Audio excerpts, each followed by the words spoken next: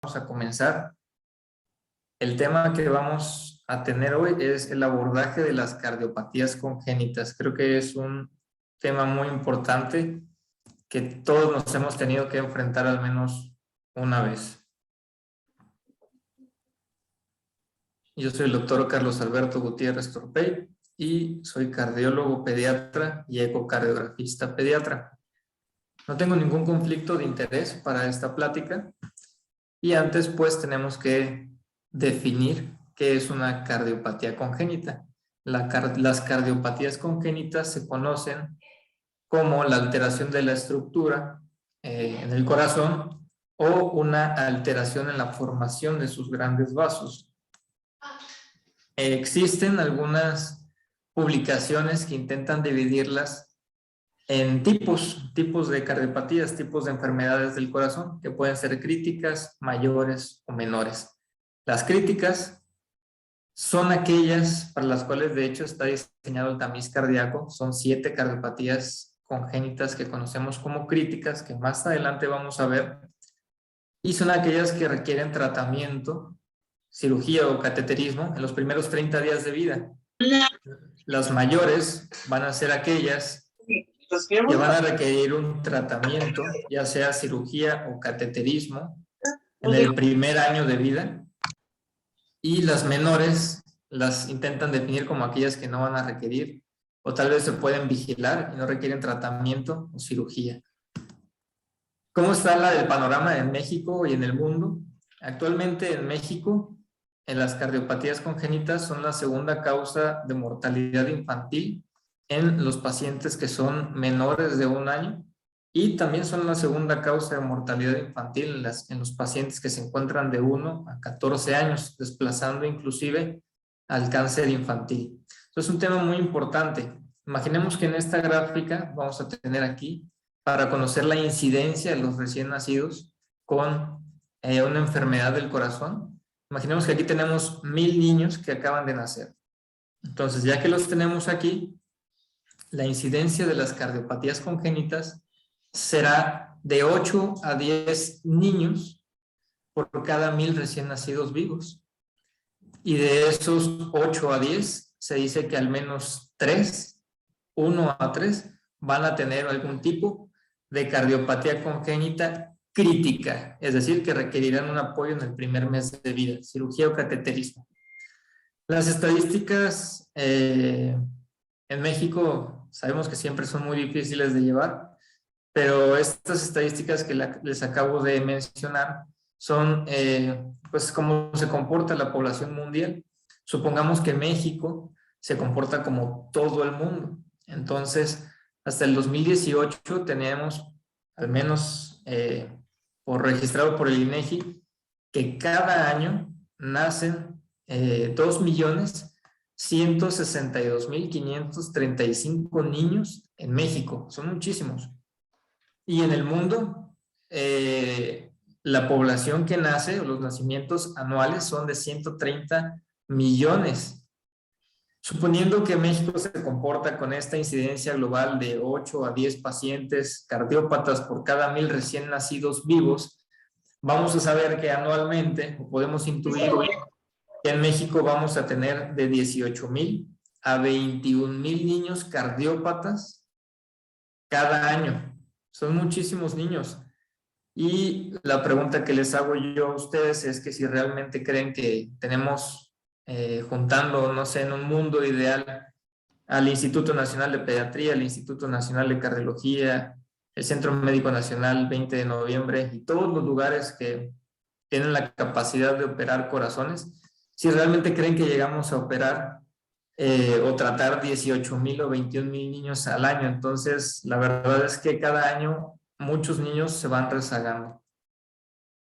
Es importante decir qué porcentaje sobrevive si se detectan de manera oportuna. Bueno, más del 80% de los niños va a vivir hasta una etapa adulta y va a llevar su vida prácticamente normal si se detecta a tiempo, y es aquí la importancia de esta plática.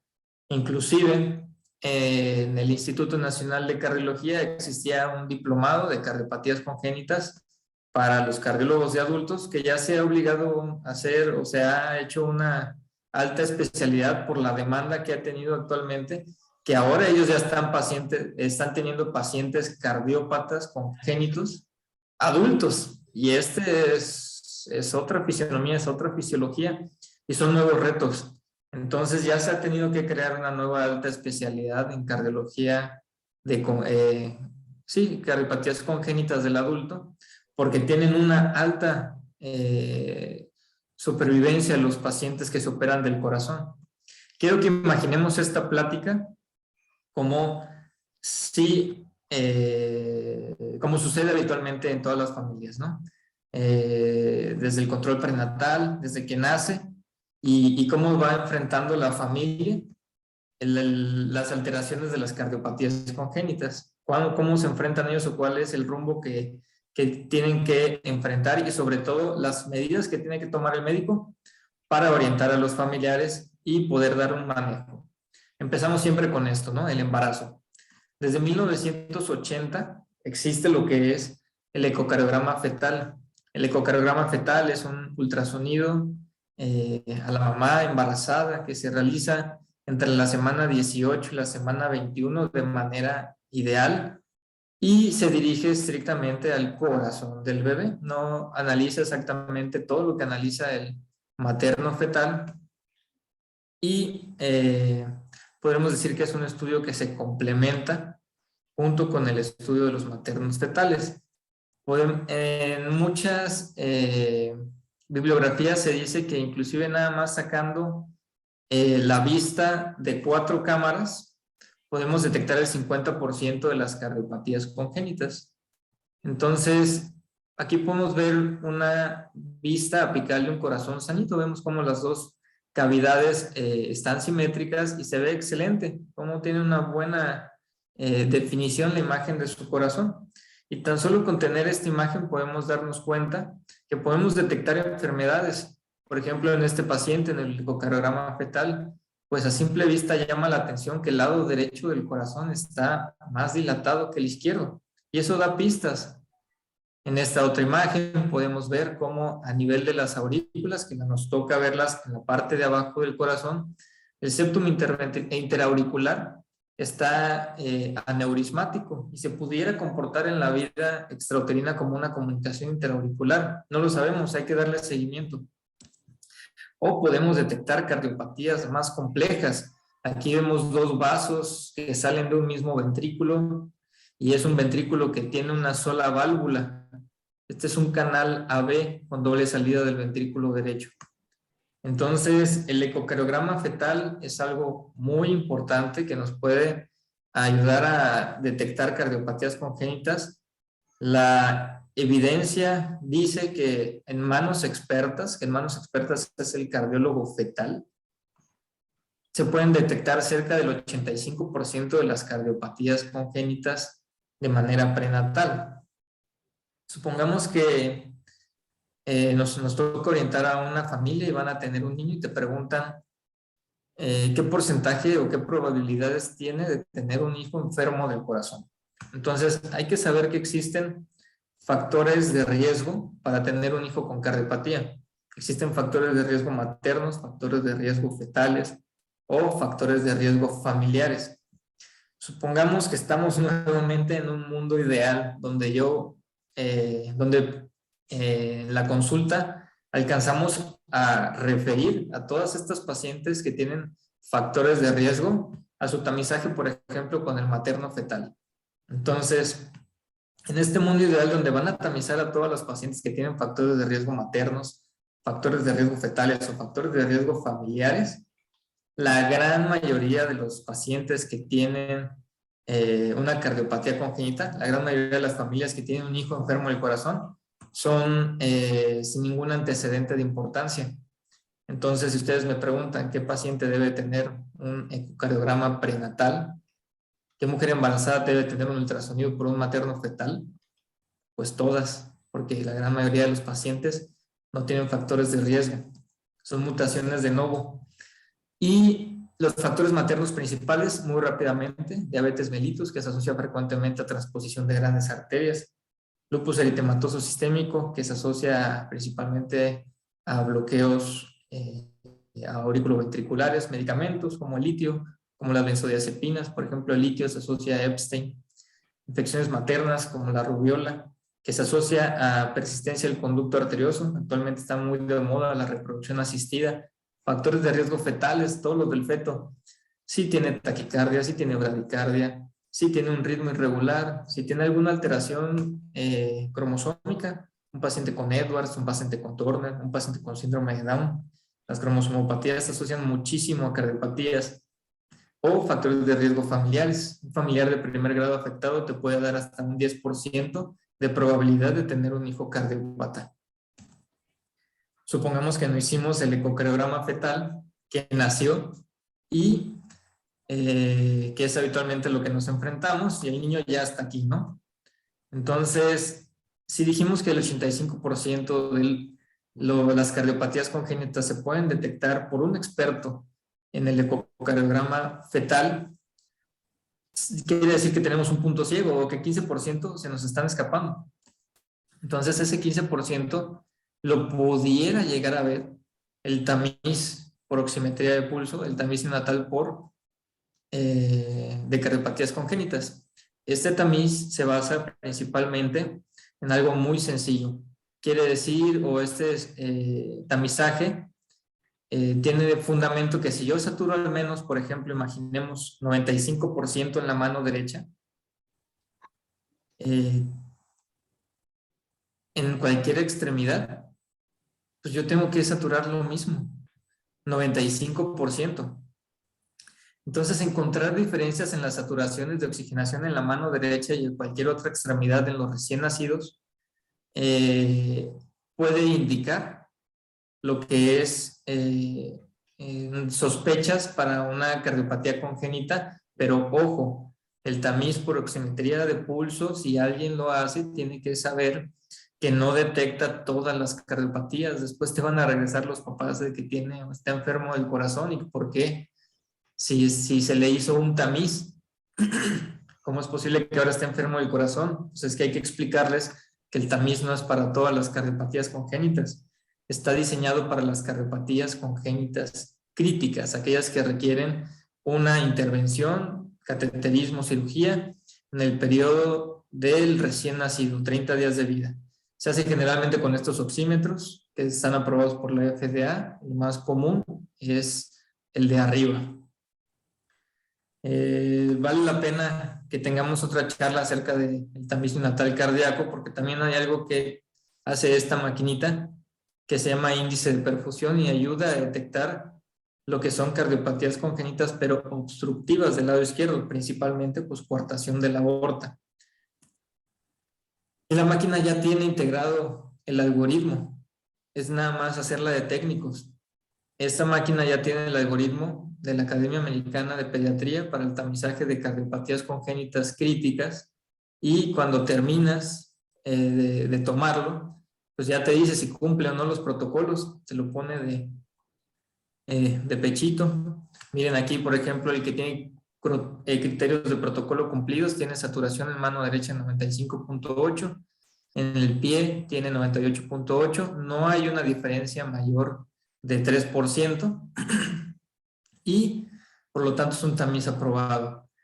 Y dentro del algoritmo dice que si tú tienes una extremidad que sature menos de 90%, fin del algoritmo, mándalo a eco o valoración por un cardiólogo pediatra. Y aquí tenemos un paciente que extremidades inferiores tiene 100 y en mano derecha tiene 89.9, reprobado inmediatamente.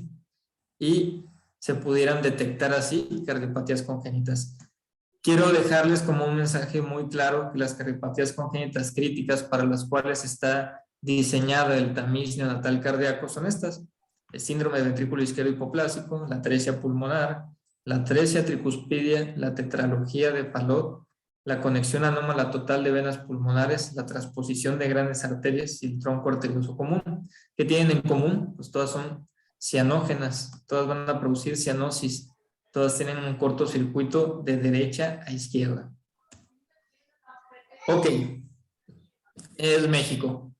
No se hizo el tamiz neonatal cardíaco, no se hizo una valoración prenatal por un materno fetal. Realmente en nuestra población pongámonos a pensar cuántos tienen acceso a un adecuado control prenatal. Entonces el niño ya nació, ya está con nosotros y lo tenemos ahí en la consulta. ¿Qué tenemos que hacer? Habitualmente estamos en esta encrucijada, en este problema en la consulta y sabemos que es cardiópata, sabemos que tiene datos clínicos, sabemos que tiene signos, síntomas. Agua pasa por mi casa, camina como pato, hace como pato. Estoy seguro que es del corazón, pero ¿cómo lo abordo? No tengo el orden para abordarlo. Aquí les van todos los tips para que ustedes puedan abordarlos y tomar un buen camino. Y ojo, nunca les voy a decir directamente al eco, ¿no? O sea, la clínica no ha muerto. Hay que hacer un abordaje específico con las herramientas que siempre han caracterizado la medicina: interrogatorio y exploración física, una radiografía de tórax y un oxímetro de pulso. Con estas 3 herramientas, ustedes pueden hacer un excelente abordaje y dar tratamiento para una cardiopatía congénita. El oxímetro de pulso, pues bueno, es algo moderno, pero habitualmente eso se llama inspección, cianosis o no cianosis. Pero bueno, estas 3 herramientas que todo el mundo puede tener en su consultorio, lo mandas inmediatamente a una radiografía y te regresa ya en 1 hora y puedes dar un manejo. Vamos a hacer un abordaje. Les voy a compartir un algoritmo que espero que les sea útil. La primera pregunta del algoritmo es si existen datos de cardiopatía. ¿Sale? Entonces, existen datos de cardiopatía y si tú respondes que sí a esta pregunta, pues entonces el paciente sí va por ese buen camino y es muy obvio, pero pues hay que iniciar así. Y datos de cardiopatía pueden ser bajo peso, baja talla, paciente que tiene neumonías de repetición, paciente que tiene antecedentes familiares, pacientes con antecedentes familiares de muerte súbita. Y ojo, que la muerte súbita es un tema que también podríamos hablar, que es muy interesante y también se puede asociar con el síndrome de Romano-Ward y algunos otros que causan sordera. Entonces también inclusive es importante preguntarles si hay familiares con sordera. Sigamos, pacientes con mala succión, que se cansan, que tienen cianosis, que tienen palidez, que sudan muchísimo mientras comen, que tienen la clase funcional disminuida. En los niños no podemos ver cuántas escaleras suben, cuántas cuadras caminan. Entonces su mayor ejercicio va a ser la succión. Hay que preguntar siempre cómo comen, o sea, no hay que preguntarle, ¿succiona así? No, succiona y cómo succiona, cuántas pausas hace, cambia de color, si tiene dificultad respiratoria. Lo más común es que tenga soplo o que parezca cianosis o ausencia de pulsos. Entonces, si tengo datos de cardiopatía, el paciente, vamos a empezar este algoritmo. Y si tiene datos de cardiopatía adquirida, pues bueno, obviamente no continuamos este algoritmo de cardiopatías congénitas, pero bueno, ya hablar de cardiopatías adquiridas en los niños son principalmente 2, lo que son enfermedad de Kawasaki, que ha desplazado actualmente la fiebre reumática. Sin embargo, ojo, sigue existiendo fiebre reumática. No me desvío del tema y continuamos el algoritmo. ¿Existen datos de cardiopatía? Sí. Ok, ¿es congénita? Pues bueno, es generalmente un niño que acaba de nacer, es generalmente un niño de 2, 3 años. Entonces, claro que es congénito. Ahora, aquí es donde digo que pueden utilizar lo que es el oxímetro o la inspección y se pueden apoyar si tiene cianosis o no tiene cianosis. Y aquí pueden dividirse entre, con su radiografía, si la notan con un flujo pulmonar normal. Entonces, los pacientes con cardiopatía congénita, sin cianosis y flujo pulmonar normal, son aquellos que se engloban en estas enfermedades: estenosis aórtica, estenosis pulmonar y coartación de la aorta. Y ya tú hiciste más pequeño tu campo de investigación y te acercas a las enfermedades que pudieran tener ese paciente, o el paciente con datos de cardiopatía congénita sin cianosis con flujo pulmonar incrementado. Estos pueden ser los más comunes. Estas son cerca del 80% de las cardiopatías que llegan a la consulta, que son comunicación interauricular, comunicación interventricular, conducto arterioso o canal AB. Y el otro extremo, ok, con cianosis, que estén moraditos, que tengan acropaquias, dedos, labios azules, saturación menor de 90%. Entonces, con el apoyo del oxímetro, identificación de la cianosis y una radiografía que yo vea datos de flujo pulmonar disminuido, pues puedo pensar en atresia tricuspidia, atresia pulmonar o tetralogía de Fallot. Y comparten todas las que están agrupadas la misma fisiopatología. Por eso, a pesar de que yo no sepa específicamente cuál, porque tengo una sospecha clínica, pero pues ya puedo empezar un manejo muy bien justificado. Ojo que en ningún momento estoy diciendo ecocardiograma. Y el otro extremo es pacientes con datos de cardiopatía congénita, con cianosis y flujo pulmonar aumentado, que son principalmente conexión anómala total de venas pulmonares, transposición de grandes vasos y un tronco arterioso.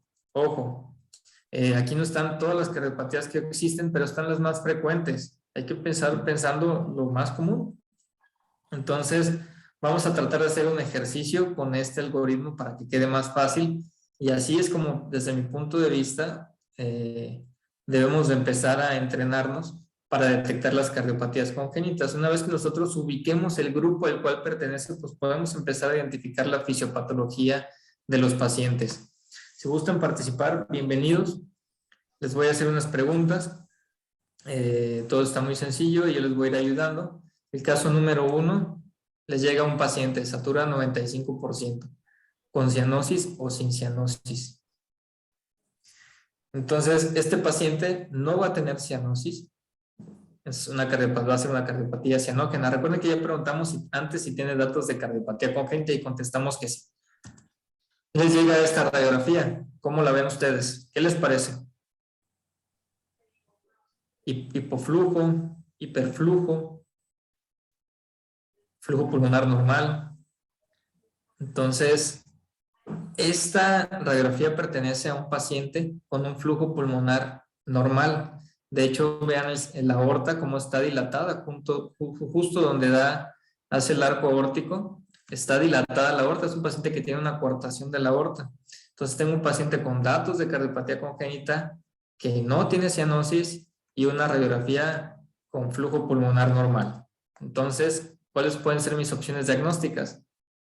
Pues van a ser estenosis de la aorta, estenosis pulmonar o coartación de la aorta, como en este caso.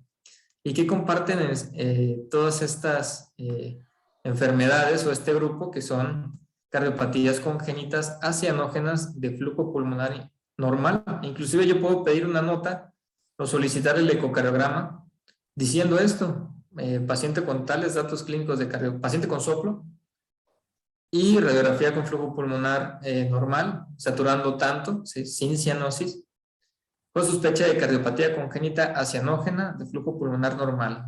Solicito ecocardiograma para descartar estenosis aórtica, estenosis pulmonar, coartación de la aorta. Que estos apellidos, pues bueno, hay que apoyarnos con la exploración física. Si no tienen pulsos en extremidades inferiores, pues es coartación. Si sopla en la pulmonar, pues tienes la estenosis aórtica, la estenosis pulmonar. Si tienes el soplo, el frémito en hueco supraesternal, pues es estenosis aórtica. Entonces, este grupo se caracteriza por tener algo obstructivo. Habitualmente van a requerir cirugía o cateterismo y va a haber algunos pacientes que se van a obstruir de manera crítica. Y vamos a decir crítico a aquello que está casi atrésico. Es decir, que es prácticamente como si estuviera con atresia. Y quiere decir que ese paciente va a requerir seguramente prostaglandinas y se las debo de iniciar sin un ecocardiograma. Y por lo tanto, la espironolactona, el captopril y el furosemide no nos van a ser muy útiles porque el problema es por una obstrucción. Es mecánico, está tapado. La tubería no pasa nada de líquido, no pasa sangre. Hay que destaparla. Entonces, aquí tenemos que avisar luego cirugía o al servicio de cirugía, o si tenemos un servicio de hemodinamia, pues al servicio de hemodinamia. Caso número 2. Paciente con cianosis o sin cianosis. Este paciente satura 96%. Va a ser un paciente que no va a tener cianosis, va a ser una cardiopatía cianógena, ¿no? A diferencia de la otra radiografía, ahora, ¿qué les parece esta? Un flujo pulmonar pues, más incrementado, ¿no? Se ve más blanca, lo blanco es sangre, lo negro va a ser aire o hipoflujo. Entonces, esta es una radiografía con un flujo pulmonar incrementado. Entonces, datos de cardiopatía congénita sin cianosis, con flujo pulmonar incrementado, me está hablando de un cortocircuito de izquierda a derecha, tiene hiperflujo. ¿Cuáles son mis opciones diagnósticas? Pues puede ser una comunicación interauricular, puede ser una comunicación interventricular, puede ser un conducto o puede ser un canal AB. Y la ventaja de estas es que todas se engloban como una cardiopatía congénita acianógena de flujo pulmonar incrementado. Y todas van a compartir la misma fisiopatología, que consiste en que hay un orificio. Hay una CIA, hay una CIB, hay un conducto, hay un canal AB, que un canal AB es una CIA con una CIB, si lo queremos ver muy sencillo. Y hay mayor flujo de sangre al pulmón. Tengo hiperflujo de pulmón. El pulmón está hirviendo ahí de tanta sangre que tiene. Entonces, como la mayor parte del volumen sanguíneo se va al pulmón, pues ¿qué órgano creen ustedes que detecta que te hace falta sangre y lo detecta como hipovolemia? Pues va a ser el riñón. Y entonces activa el eje renina-angiotensina-aldosterona, que va a reabsorber al final con la secreción de aldosterona. Vas a incrementar tu volumen. La pregunta es, ¿realmente te hacía falta más volumen? ¿O tu problema es un orificio que te ocasiona un cortocircuito y tienes un hiperflujo pulmonar? Entonces, sin querer queriendo ahora sí, pues la solución que plantea el cuerpo empeora el problema y ahora vas a tener más hiperflujo. Entonces, estos pacientes, hay un tema que se llama determinantes del cortocircuito, que también lo podremos platicar algún día acerca de la CIA, la CIB o el conducto, y es por esta justificación que les estoy diciendo que cualquiera que sea la cardiopatía que tenga con flujo pulmonar incrementado y sin cianosis de las que acabamos de comentar, se va a beneficiar de furosemida, espironolactona y captopril, el famoso paquete cardio. Pero si lo vemos desde el punto de vista de la fisiopatología, pues deberíamos decir no furo, espiro, capto, deberíamos decir capto, espiro, furo. No sé si me explico, pero bueno, el mensaje es que aquí podemos iniciar estos medicamentos sin ningún problema y el paciente se va a beneficiar por mi sospecha diagnóstica. Y ya le pido el eco y confirmo mi pensamiento. Caso número 3. Paciente con cianosis o sin cianosis, satura 75%. Evidentemente este va a ser un paciente que va a tener cianosis. ¿Y cómo ven ustedes esta radiografía? ¿Muy oscura o muy blanca? ¿Con hipoflujo o con hiperflujo? Entonces un paciente con datos de cardiopatía congénita, con cianosis y tiene hipoflujo pulmonar, hay menos volumen está llegando menos sangre al pulmón. Entonces seguramente va a tener un cortocircuito de derecha a izquierda y el flujo pulmonar está disminuido. Mis opciones diagnósticas van a ser exactamente las que estaban pensando: atresia tricuspidia, atresia pulmonar y tetralogía de Fallot. Entonces, estas enfermedades seguramente les va a llegar un paciente así. Si les llega con acropaquias, quiere decir que ese paciente tiene mínimo 6 meses con una oxigenación baja. Y vean cómo nuestra población, a veces la detección de la cianosis no es muy evidente. Y podemos englobar todas estas cardiopatías como cardiopatías congénitas cianógenas de flujo pulmonar disminuido. ¿Qué comparten todas estas en común? Que no les llega sangre al pulmón. Es decir, como vemos en esta imagen, el paso de sangre está obstruido. ¿Y quién tiene menos flujo de sangre? Pues los pulmones tienen hipoflujo pulmonar. Sin embargo, pues está vivo, ¿no? El paciente está ahí en la consulta. Quiere decir que de algún modo, aunque no tenga un adecuado flujo de sangre al pulmón, porque tiene hipoflujo pulmonar, pues de algún lado le está llegando.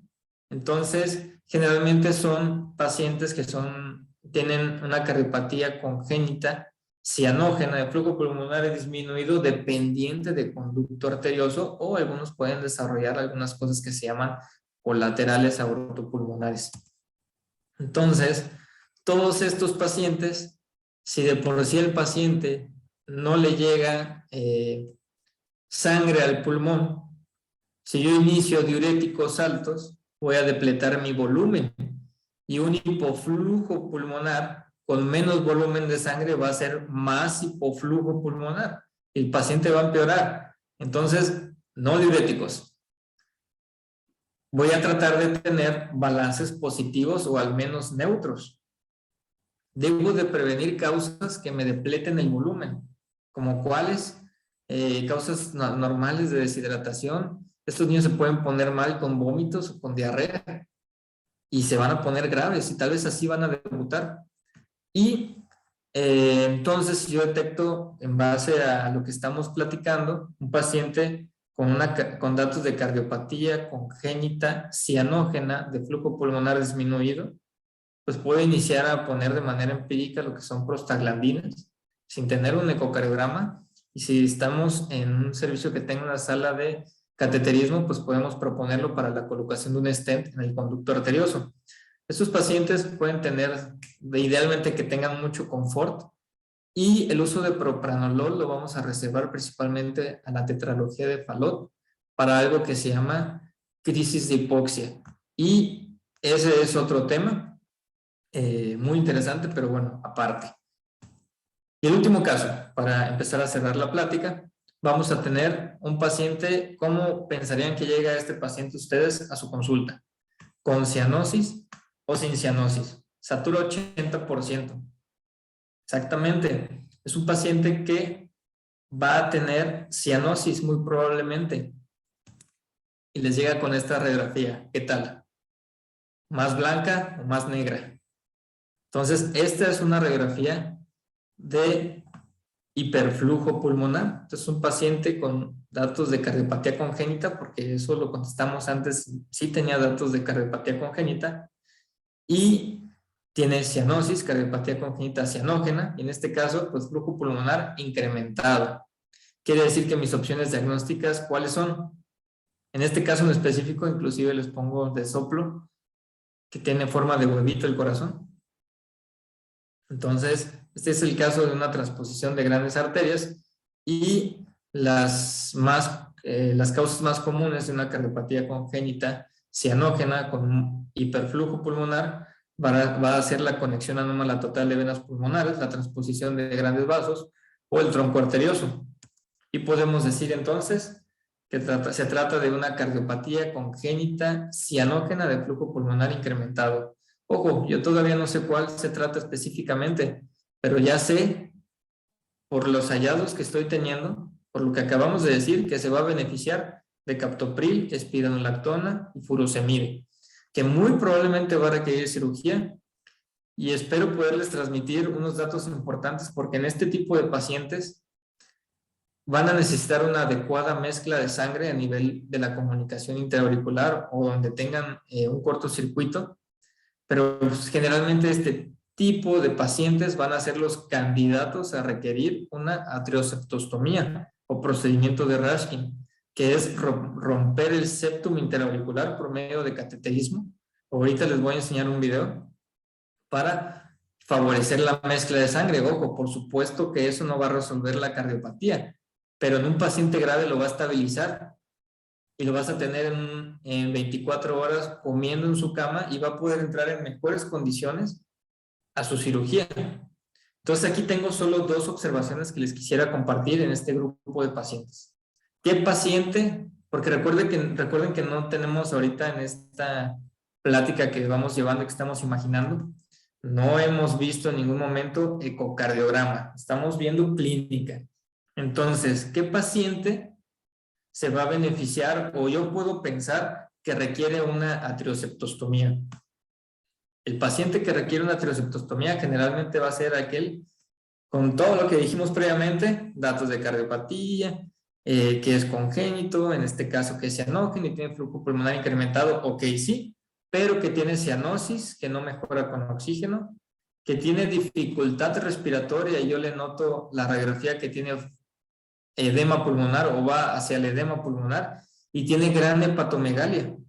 Este paciente va a requerir atrioseptostomía, se está congestionando del lado derecho del corazón. ¿Y qué paciente es ducto dependiente? Generalmente va a ser el paciente recién nacido, que con oxígeno va a empeorar, porque el gasto sistémico es a través del conducto arterioso. Le pongo el oxígeno y presenta datos de bajo gasto.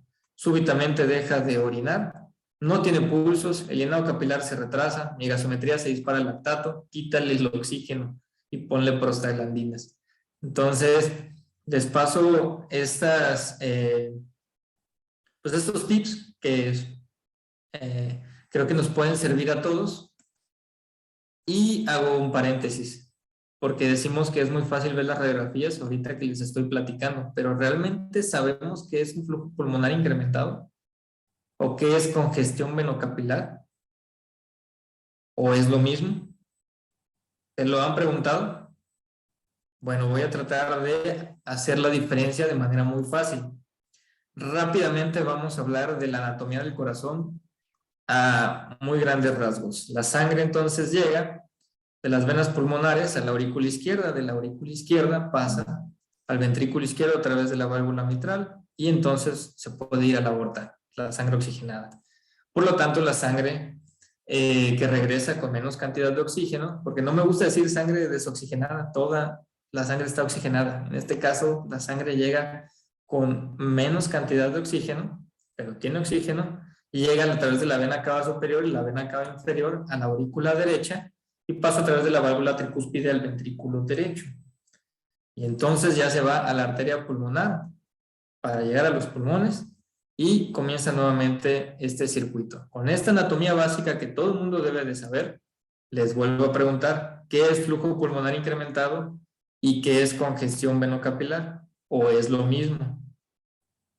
Creo que todo el mundo se lo está preguntando y siempre es bueno practicarlo y decir que lo sabes todo, pues nunca es una buena idea, si no, nunca vas a aprender. Entonces, vamos a diferenciar estas radiografías. ¿Cómo les parece la radiografía del lado derecho y qué les parece la radiografía del lado izquierdo? Así que les voy a mencionar así, de acuerdo como lo estamos viendo nosotros en nuestra pantalla. Vamos a decir la radiografía del lado izquierdo y la radiografía del lado derecho. Entonces, vamos a empezar a definir. La verdad es que se ven muy similares, pero vamos a empezar a hacer a observarlas mejor. Vamos a hablar de qué es hiperflujo, ¿ok? ¿Qué es hiperflujo? ¿Qué es flujo pulmonar incrementado? En este paciente que tengo en este dibujo, tengo un orificio. Este orificio es una comunicación interauricular. Quiere decir que tengo un cortocircuito de izquierda a derecha. Del lado izquierdo, la sangre se va al lado derecho a través de una comunicación interauricular y por ende, por los determinantes de los cortocircuitos, este pulmón va a tener hiperflujo pulmonar. ¿Qué estoy tratando de transmitir? Que si ustedes me ponen en una nota paciente con hiperflujo pulmonar, yo estoy intuyendo que ustedes están pensando en que tiene un cortocircuito. Otro ejemplo, hiperflujo pulmonar que tiene este paciente, una comunicación interventricular. Tiene paso de sangre de izquierda a derecha. Aquí le llega al ventrículo derecho, directito a la arteria pulmonar y tiene hiperflujo pulmonar. Entonces, este es el caso de una comunicación interventricular. Finalmente, el conducto arterioso tiene un cortocircuito de la aorta a la arteria pulmonar. Entonces tiene un cortocircuito izquierda a derecha. Tiene hiperflujo pulmonar. Este es un conducto arterioso. Conclusión. Paciente con hiperflujo pulmonar tiene un cortocircuito de izquierda a derecha. Y la radiografía se ve diferente. ¿Qué es hiperflujo pulmonar como ejemplo? Este era el hiperflujo pulmonar. Esta es una radiografía con flujo pulmonar incrementado. Decimos que la vascularidad generalmente llega hasta los ápices del pulmón. Y si nosotros podríamos decir que le tapamos medio pulmón con la mano, todavía se ve la vascularidad hacia los ápices y sobre todo a la periferia. Seguramente este paciente va a tener hiperflujo pulmonar. Ahora, ¿qué es congestión venocapilar? O como lo menciona en su libro el doctor Guadalajara, o así lo llaman también algunos cardiólogos adultos, que es hipertensión venocapilar. Entonces, ¿este paciente qué tiene? Esta es la aorta y está tapada. Entonces, este es un paciente con una coartación de la aorta. No quiere decir que la sangre no pase en su totalidad. Recuerden que esto es académico y lo estamos imaginando. Pero la sangre, mediante una obstrucción, esa es la clave, se empieza a congestionar. Entonces se congestiona la aorta. ¿Y dónde creen que se empieza a congestionar más? Pues en el ventrículo izquierdo. ¿Y dónde creen que se sigue congestionando? Porque la aorta está tapada. Pues se congestiona en la aurícula izquierda y adivinen a dónde llega finalmente, a las venas pulmonares. Eso es una congestión venocapilar o hipertensión venocapilar y les habla a ustedes de una obstrucción del lado izquierdo del corazón. Por ende, si ustedes me ponen una nota que diga congestión de venas, congestión pulmonar en la radiografía, pues yo ya estoy pensando que ese paciente necesita una cirugía o un cateterismo porque tiene una obstrucción. Otro ejemplo, paciente ¿qué le ven aquí? Esta es una obstrucción a nivel de la válvula mitral, tiene una estenosis mitral, ¿y dónde creen ustedes que entonces, si la sangre no puede pasar de la aurícula izquierda al ventrículo izquierdo, porque hay una obstrucción en medio, en la válvula mitral, ¿dónde se empieza a congestionar? Exactamente, en la aurícula izquierda, y entonces eso se va directamente a las venas pulmonares. Hay una obstrucción del lado izquierdo del corazón y por ende me va a dar datos de congestión o hipertensión venocapilar. Estamos hablando que congestión e hipertensión venocapilar pueden usarlos como sinónimos. Para mí la palabra correcta es congestión venocapilar. Y esta es la radiografía que tiene congestión venocapilar. Que observen cómo la ramificación que hace es mucho más marcada que el hiperflujo pulmonar. Vean sobre todo los ápices, obsérvenlos bien y vean esa ramificación que en los textos las pueden encontrar descritos como granos de arroz o astas de reno. Esta es una radiografía con congestión venocapilar, que es un francoedema pulmonar. Entonces, ¿eran lo mismo o no eran lo mismo? Espero que ahora todos podamos ver las radiografías con los mismos ojos y las observemos de manera adecuada. Y ahora sabemos que de hablar de hiperflujo pulmonar, indirectamente estamos hablando de un cortocircuito, y hablar de congestión venocapilar estamos indirectamente hablando de una obstrucción. ¿Es diferente el tratamiento? Sí, desde una radiografía. ¿Existe otro abordaje? La verdad es que sí.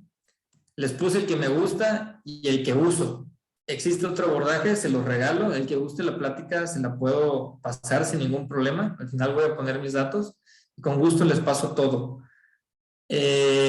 Otro abordaje que pueden utilizar es en base a la cianosis y la presencia de cardiomegalia o no en la radiografía. Pero creo que el otro es más didáctico, sin embargo, les dejo el otro algoritmo. Y les voy a poner, ya para finalizar, 3 casos clínicos. Primer caso clínico, que de este paciente me acuerdo mucho, porque, bueno, quienes me conocen saben que tengo poco estando en Ciudad Juárez y apenas voy a cumplir el año. Creo que tenía un pie aquí y vi a este paciente y yo, caray, sé que tiene, pero ahora ¿qué hago? A ver si ustedes logran intuir el diagnóstico. Paciente masculino de 3 meses de edad, pesa 4 kilos, ¿ok? Acude a la consulta como a todos nos llegan, por soplo. No tiene antecedentes relevantes para el caso y ya sabemos que la gran mayoría de estos pacientes no va a tener antecedentes de importancia. Cuando come, tiene mucha diaforesis y hace muchas pausas. Y la exploración física ya por el médico, le encontré palidez, franca cianosis, tenía 2 soplos, uno en foco pulmonar y uno en foco tricuspidio. El tórax estaba deformado. Siempre que tengan un niño, encuérenlo y véanlo en pañales, por favor. Tienen que estar totalmente encueradito para que ustedes puedan ver la simetría del tórax.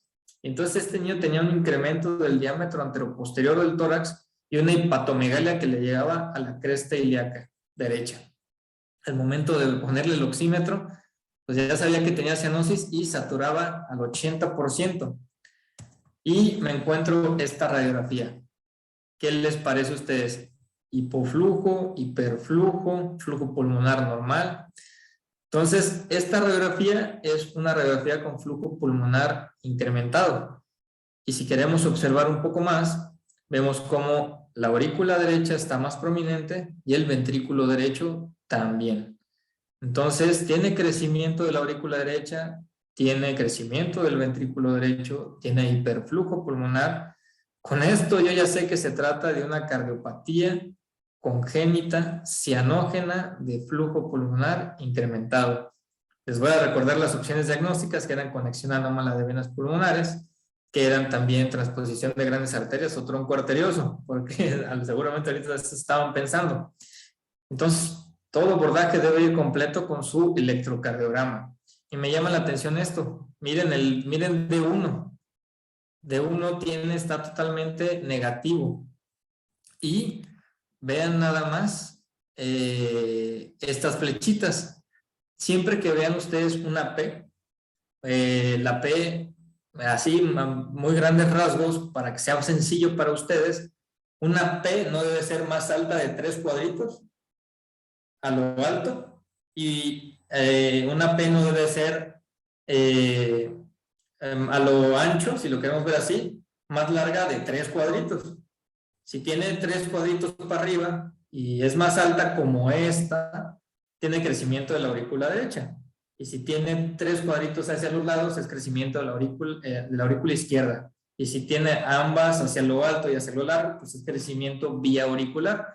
Y vean esta P que está gritando, que está crecida, que está dilatada, y las R's en B1 pues prácticamente se salen del papel.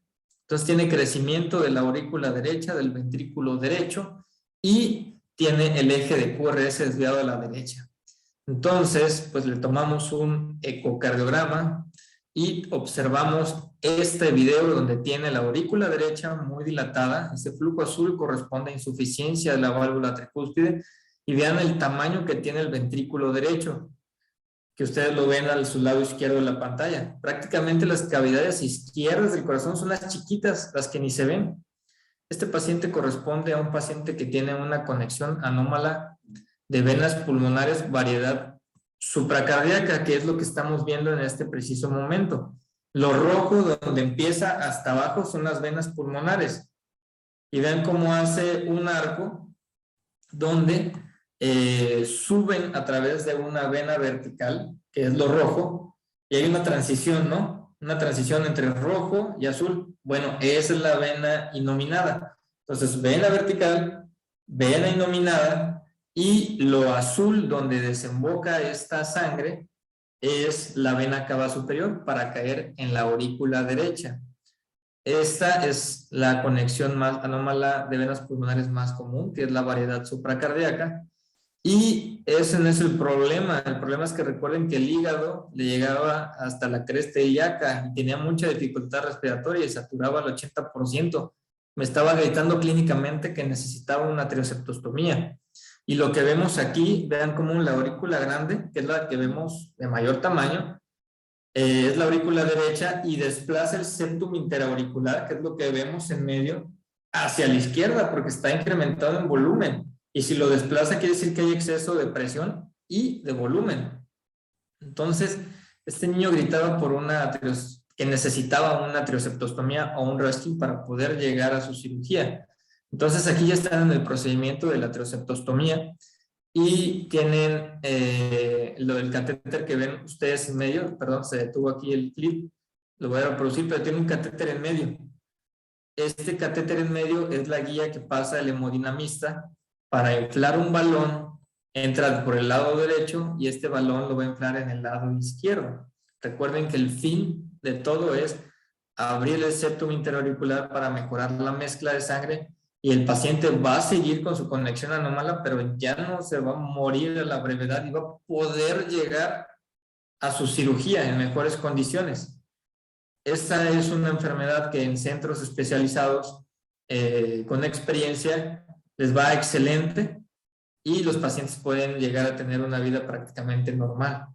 Entonces, ya que pasan la guía, inflan el balón y lo pasan del lado izquierdo. Miren, se ve justo cuando les enseñé el septum interauricular restrictivo. y así lo rompen. Y entonces el paciente prácticamente ya mejora la mezcla y sale de la gravedad. Este es el caso clínico número 2. Es un paciente femenino de 3 años, acude a la consulta por la presencia de soplo, no tiene antecedentes relevantes para el caso y en la exploración física notan un soplo sistólico en foco pulmonar e incremento del diámetro anteroposterior del tórax. Satura al 98%. Ustedes pueden ir pensando que pues, tiene 3 años y tiene datos de cardiopatía que es congénita y pues también se apoyan de que tiene pues un soplo, ¿no? Y satura 98%, y pues dicen luego, bueno, ya sé que sí tiene datos de cardiopatía congénita, acianógena, porque satura 98%, le pide una radiografía y tienen esta radiografía. Si ustedes tapan al menos la mitad de la radiografía, pueden observar que la vascularidad pulmonar muy discretamente se sale hacia la periferia, muy sutil, muy leve, pero pues te está gritando que tiene un soplo. Francamente se ve un poco más de vasculatura comparándolo con las radiografías de pacientes normales. Entonces vas pensando en que el paciente muy probablemente tiene una cardiopatía congénita acianógena de flujo pulmonar incrementado. Aquí vemos entonces su electrocardiograma y al principio decía, ay, qué pena mostrar este electrocardiograma que está todo doblado, pero es que la realidad es que nos llegan con este electrocardiograma a la consulta, a su consulta llegan con el electrocardiograma todo doblado y es el que tenemos que interpretar y es el que nos tiene que ser útiles porque el paciente está ahí, con ese tenemos que dar el diagnóstico. ¿Qué les llama la atención a ustedes en este electrocardiograma? Les doy 3 a 5 segundos para que lo analicen.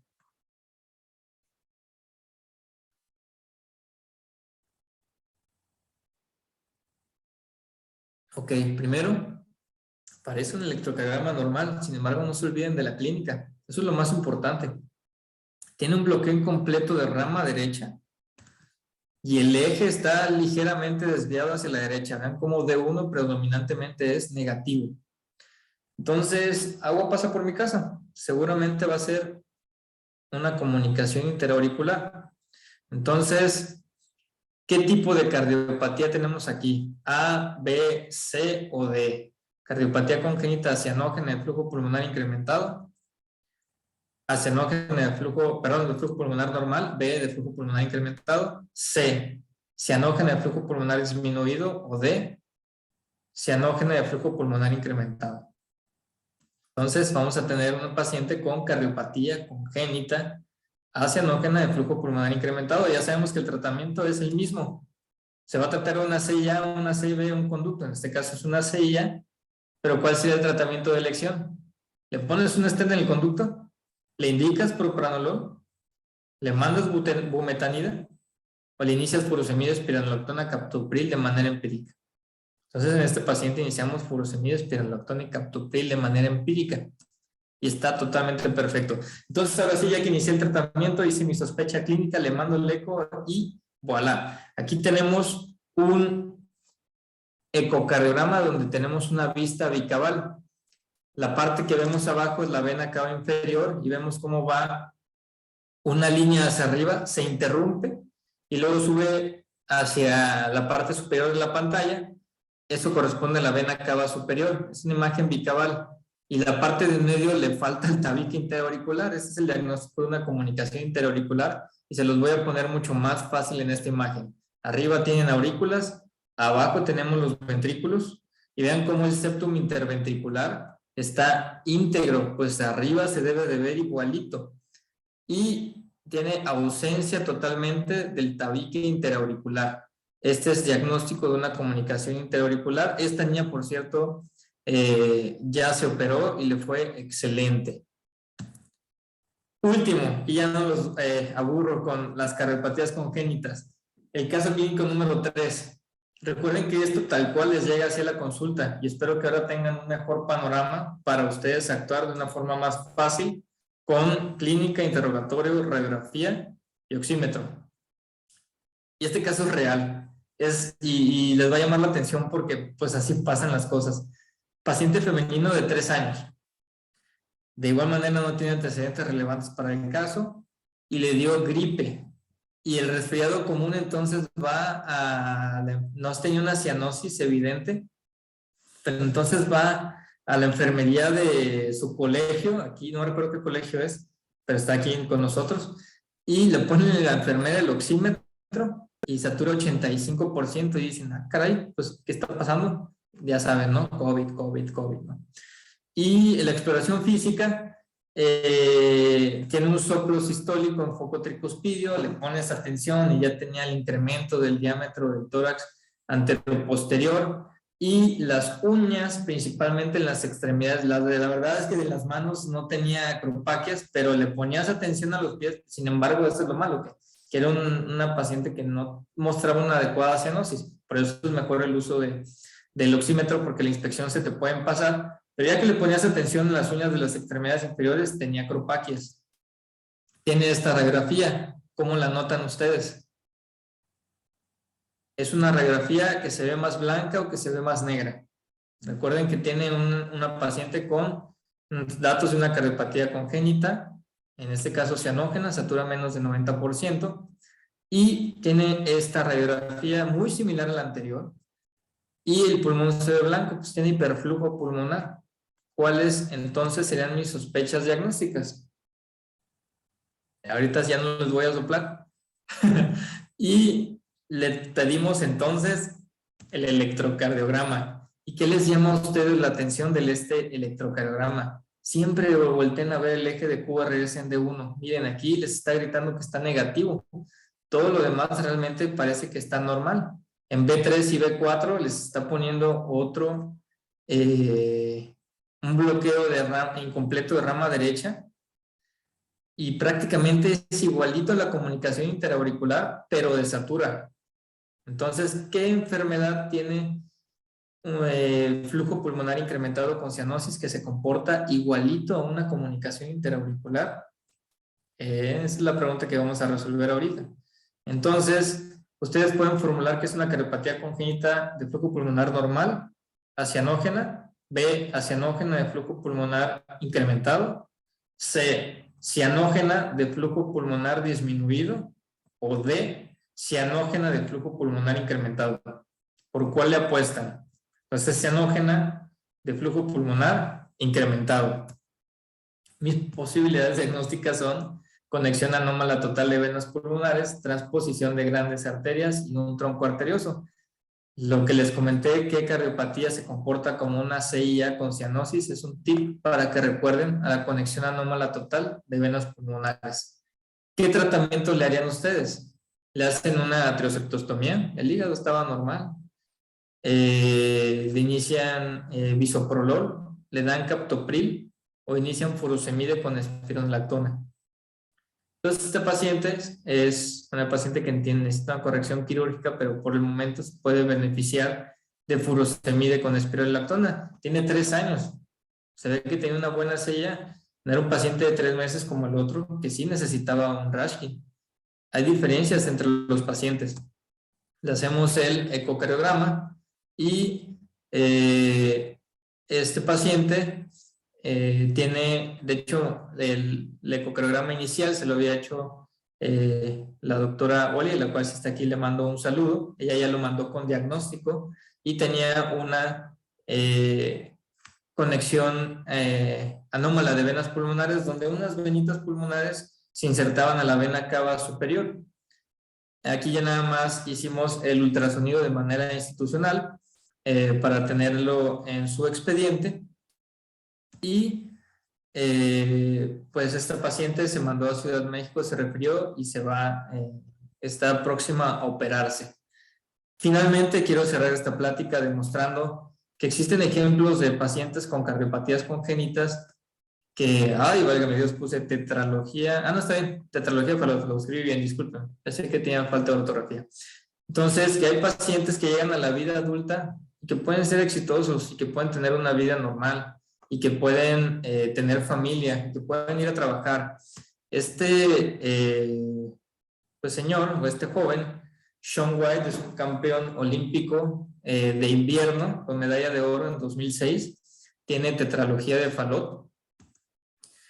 Arnold Schwarzenegger, válvula aórtica bicúspide, tuvo un procedimiento de Ross y anteriormente, si no mal recuerdo, ya le pusieron una prótesis mecánica, pero vean cómo hasta el Gobernator tuvo una alteración en la válvula aorta, perdón, donde estaba bicúspide, y seguramente se tuvo que estar vigilando desde la infancia o desde cuando se detecta, porque puede pasar sin ninguna alteración, o las válvulas aórticas bicúspides o bivalvas pueden hacer estenosis o insuficiencias importantes. Entonces hay que vigilarlo. Y seguramente muchas doctoras de aquí, de esta plática, se van a acordar de este famoso grupo musical de los Backstreet Boys. Y Brian Littrell fue operado de una comunicación interventricular en la edad de la infancia, y miren, todavía lo alcanzó para ser famoso y millonario.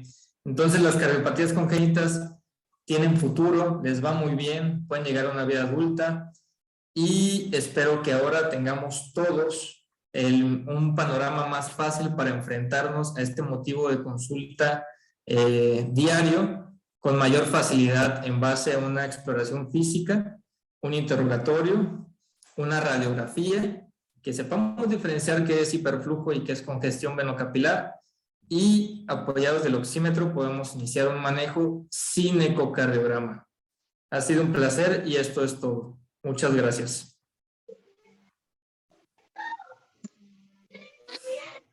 Doctor, excelente su plática, la verdad, lo felicitamos muchísimo. No sabemos si alguien tenga preguntas que quieran hacerle aquí en vivo, por favor. ¿Puede dejar de compartir la pantalla, doctor? Sí, perdón. Listo.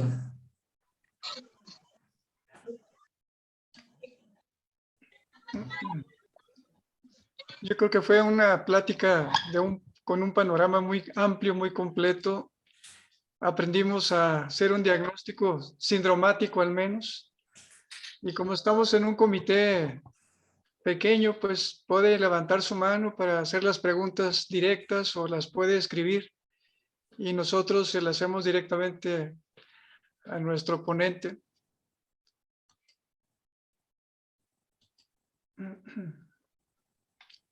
Hay muchas felicitaciones. La plática fue muy completa y es la forma de exponer fue, creo que, muy comprensible.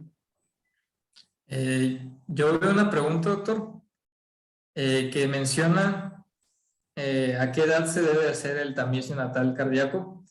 La recomendación del tamiz neonatal cardíaco para realizarlo es antes del alta. Si fue parto y se va a las 12 horas, si fue cesárea y se va a las 48, es antes del alta.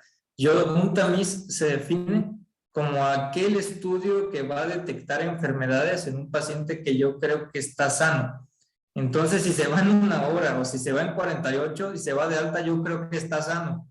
La recomendación es que se haga antes del alta. Y en nuestro medio, pues, a veces es difícil. Entonces, como cualquier otro tamiz, a la brevedad. Porque hay cardiopatías congénitas críticas, para las cuales está diseñado el tamiz. Se recuerden que son las críticas, que a veces se les cierra el conducto a las 2 semanas, a las 3 semanas, al mes y medio. Entonces, no tienen palabra, se comportan de manera diferente. La recomendación es antes del alta. Muchísimas gracias, de verdad, una plática extraordinaria. Hay muchos muy buenos comentarios. Y gracias, doctor, por prepararla de esta forma tan didáctica para todos los que no tenemos tanto conocimiento en su área. Le agradecemos mucho, la verdad, nos encantó. Muchas gracias por la invitación, ha sido un placer. Con gusto, si se animan, vemos tamiz neonatal cardíaco.